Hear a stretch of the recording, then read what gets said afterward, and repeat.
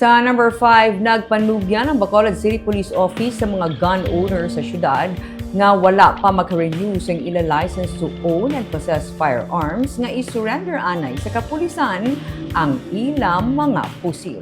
Ginsiling ni Police Lieutenant Colonel Lester Liada, Deputy City Director for Administration, nga may masobra pa sa 5,000 ka firearm holders ang wala maka-renew sa ila lisensya. Kadaman diri ang mga security agencies. Suno kay Liada, nahangpan man sa kapulisan nga madugay ang proseso apang kinahanglan nga matapos sa mga gun owners ang tanan ng mga dokumento agud mangin legal ang ila pagdala sang pusil.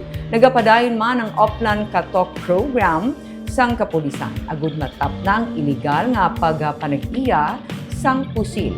Ginklaro man ni Liada nga kung madakpan ng isa ka persona nga nagadala sa pusil kag wala pa ini makarenew sang lisensya, may salabton sa paglapas sa layi. Apang kung na-surrender ang pusil sa kapulisan, sarang paman ini magkuha kung tigayo na nga na-renew ang lisensya. Why sila naka-process, so for the meantime, isurrender din nila sa atin. Actually, amo ng misinformation, no? Once i-surrender nila, makasuhan sila or basib lang.